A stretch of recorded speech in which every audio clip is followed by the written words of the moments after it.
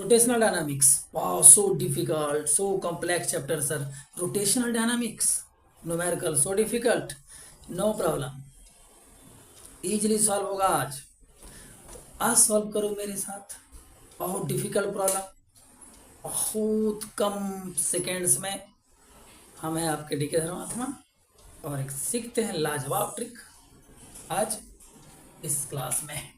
देखो देखो, जैसे एक सिंपल सा प्रॉब्लम उठाते हैं, सिंपल सा, फिर नेक्स्ट प्रॉब्लम तुम करके दिखा देना उसमें क्या प्रॉब्लम है.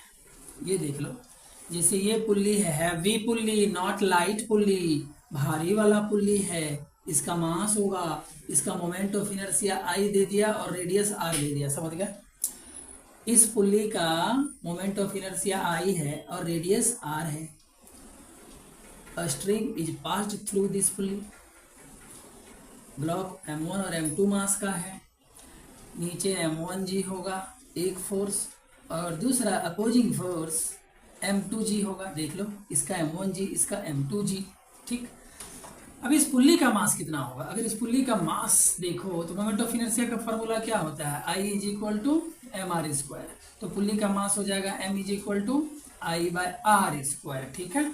चलिए, तो अपना ट्रिक ये है कि एक्सेलरेशन अगर फाइंड करना है तो difference of opposing forces by total mass. जितना भी मास दिख रहा हो तुमको पूरे फिगर में, सिस्टम में जितना भी मास हो, पुल्ली का मास, ब्लॉक्स का मास, सबको ऐड कर दो ना. प्रॉब्लम यूं सॉल्व हो जाएगा सेकंडों में.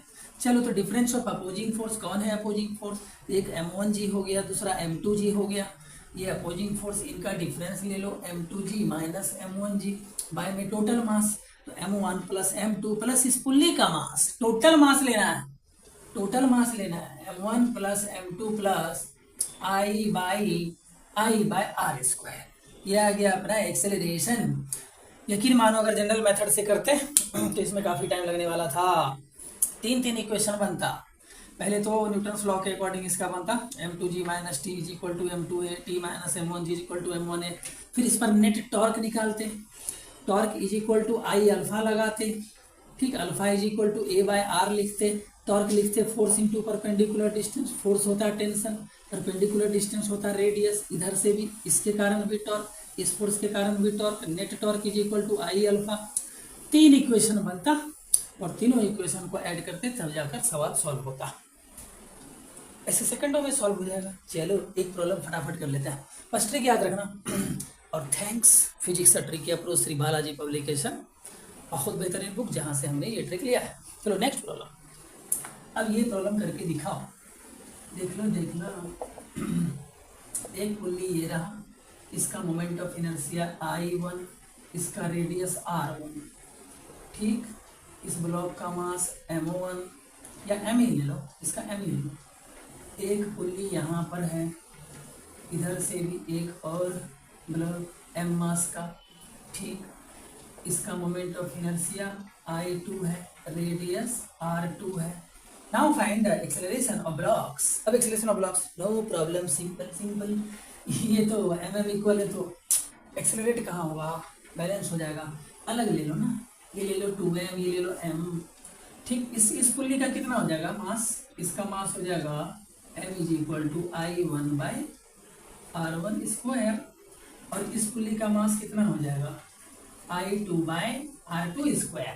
इसका मास इतना, इसका मास कितना. Acceleration difference of opposing forces, एक फोर्स हो गया 2mg, दूसरा फोर्स हो गया mg. डिफरेंस ले लो अपोजिंग फोर्स का, तो 2mg minus mg, 2mg minus mg is equal to mg. Total mass 2m plus m, 3m plus इसका कितना हो जाएगा? I1/r1². इसका बोलो, उस पुल्ली का मास I2/r2². आंसर बोलो. क्लियर? एकदम क्लियर, एकदम क्लियर. ठीक है. बस सिंपल सा ट्रिक है. A is equal to difference of opposing forces by में टोटल मास और सवाल सॉल्व. याद रखना, moment of inertia I is equal to mr² होता है. तो यहाँ से पुल्ली का मास निकाल सकते हो I/r². फिर टोटल मास, इस ब्लॉक का मास, इस ब्लॉक का मास प्लस पुल्ली का मास आ गया टोटल इतना. यहाँ पर भी इस ब्लॉक का मास, इस ब्लॉक का मास और इन दोनों पुलीज का मास I1/r1², दूसरे का मास I2/r2². I1 I2 इसका मोमेंट ऑफ इनर्शिया हो गया. तो नीचे टोटल मास हो गया 2m plus m, 3m plus इसका I1/r1², इसका मास I2/r2². और ऊपर में डिफरेंस ऑफ अपोजिंग फोर्स. बस प्रॉब्लम सॉल्व एकदम इजीली, सिंपल है ना. और टॉपिक सीखेंगे हम लोग आगे नेक्स्ट वीडियो में। ठीक है, चलिए over, bye, tata, see you.